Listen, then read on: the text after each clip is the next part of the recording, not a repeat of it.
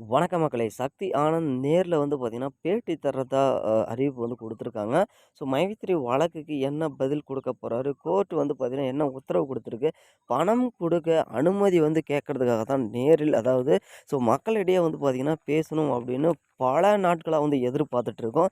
ஏதாவது வந்து ஒரு அறிவிப்பு தரமாட்டாரா? அப்படின்னு எல்லாருமே கிட்டத்தட்ட வந்து பார்த்தீங்கன்னா, அவருக்கு கோர்ட் தடை வந்து உத்தரவு பிறப்பிச்சிருக்காங்க. என்ன அப்படின்னா, மக்கள் கிட்ட யாருக்கிட்டயும் சரி ஒரு இன்டர்வியூவா இருக்கட்டும், யார்கிட்டயுமே எதுவுமே குடுக்கக்கூடாது அப்படின்ற மாரி வந்து குடுத்துருக்காங்க. அதனாலவே வந்து பார்த்தீங்கன்னா, சக்தி ஆனந்த் அவர்கள் யாரிடமும் எதுவும் சொல்லாம இருக்காங்க. இடையில வந்து பார்த்தீங்கன்னா, கோர்ட்லேருந்து அதாவது போலீஸ் புகார் வந்து தெரிவிக்கலாம் அப்படின்ற மாரி வந்து சொல்லியிருக்காங்க. இந்த குற்றப்பிரிவு வந்து பார்த்தீங்கன்னா, இந்த மாரி புகார் வந்து இது 2வது டைமே தெரிவிச்சிருக்காங்க. ஸோ மக்கள் எத்தன சதவீதம் பேர் வந்து குடுக்குறாங்க அப்படின்றதுக்காக மட்டும் இல்ல. ஏதாவது ஆதாரம் கிடைக்குமா? போதிய ஆதாரங்கள் இல்லாதனால தான் மீண்டும் வந்து பார்த்தீங்கன்னா, இந்த அ அறிவிப்ப வந்து விட்டுருக்காங்க. யாரெல்லாம் வந்து பார்த்தீங்கன்னா, ஆதாரத்துடன் கேஸ் குடுக்கணும். இதுக்கான ஒரு போதிய ஆதாரங்கள் கண்டிப்பா கிடையாது அப்படின்னு தான் சொல்லணும். அதாவது அவங்க கேட்குற ஆதாரம் நீங்க குடுத்ததுக்கு இப்போ வந்து ஒரு பொருள் வாங்குறாங்கன்னா, இத வாங்கியிருக்க, அதுக்கான அமௌண்ட் நீ கட்டியிருக்க அப்படின்றது தான் சொல்லுவாங்க. இதனால வந்து பார்த்தீங்கன்னா, மக்கள் எல்லாருமே இதுக்கு போயி கேஸ் குடுத்தாங்களா அப்படின்னு பார்த்தீங்கன்னா, கண்டிப்பா கிடையாது. வெறும் வந்து பார்த்தீங்கன்னா, 1% கூட அதிகமா கேஸ் வந்து குடுக்கல அப்படின்னு தான் சொல்லணும். ஒரு சிலர் வந்து குடுத்துருக்காங்க. என்ன ப்ரொசீஜர் அப்படின்றதுக்காக வந்து குடுத்துருக்காங்க.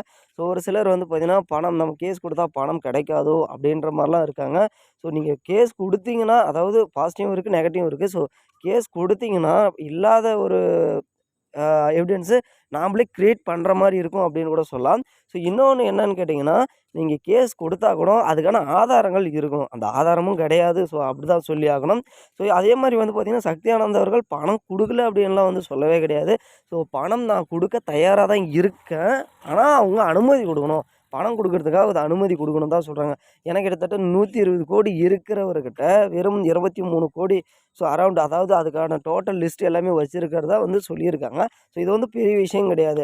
இல்ல நம்ம கோர்ட்ல இல்ல இவருகிட்ட பணமே கிடையாதாம், எல்லாம் திருடு போயிடுச்சாம். அப்படின்னாவது போலீஸ் வந்து புகார் வருதா அப்படின்னு பார்த்தீங்கன்னா, அதுவும் கிடையாது. இத வந்து பார்த்தீங்கன்னா, வெளிப்படையா சொல்ல இன்னும் ஓரிரு நாட்களுக்குள்ள ஒரு தகவல் வந்து நம்மளுக்கு பெரிய அப்டேட் வந்து வரப்போகுது. அதாவது சக்தி ஆனந்த் அவர்கள் ஒரு பதில வந்து நம்மளுக்கு எல்லாருக்குமே வந்து தரப்போறாரு. இது வந்து பார்த்தீங்கன்னா, இந்த கோர்ட் இன்னும் ஓரிரு நாட்களுக்குள்ள அவரு நிச்சயமா வந்து பார்த்தீங்கன்னா, ஒரு அப்டேட்டு தரப்போறாரு. நேர்லன்னா இப்ப நம்மகிட்ட ஒரு அப்டேட் வந்து நம்ம ஸ்ட்ரெயிட்டா வரது கிடையாது. நம்மளுக்கு வர இன்ஃபர்மேஷன் தான். வேற ஆள் கிட்டேருந்து ஒரு இன்ஃபர்மேஷன் ஆல்ரெடி நம்ம பார்த்துருப்போம். அந்த மாரி வந்து ஒரு பெரிய அப்டேட் வரக்கூடாது. நேரிலும் அதாவது நேரிலும் வந்து பார்த்தீங்கன்னா, இன்னும் அதிகபட்சம் இந்த வாரம், அடுத்த வாரத்துக்குள்ள இந்த ஹியரிங் வரப்போகுது. இந்த ஹியரிங்குள்ள வந்து பார்த்தீங்கன்னா, உங்களுக்கு ஒரு பெரிய நம்மளுக்கு எல்லாருக்கும் ஒரு பெரிய அப்டேட் தரப்போறாருன்றது இப்போதைக்கு ஒரு மகிழ்ச்சியான செய்தியா இருக்கு. யாரும் வந்து பார்த்தீங்கன்னா, பயப்பட தேவையில்ல. யாரும் அந்த அதே அளவுல கேஸும் வந்து போடவும் இல்ல. அதே மாரி நம்ம கம்பெனி மேல வந்து பார்த்தீங்கன்னா, எந்த ஒரு ஃபேக்கும் கிடையாது அப்படின்றதோட இந்த வீடியோ முடிச்சுக்கிறேன். வேற ஏதாவது இன்ஃபர்மேஷன் வந்துச்சுன்னா கண்டிப்பா உங்களுக்கு தெரிவிக்கிறேன். நன்றி, வணக்கம். Thank you.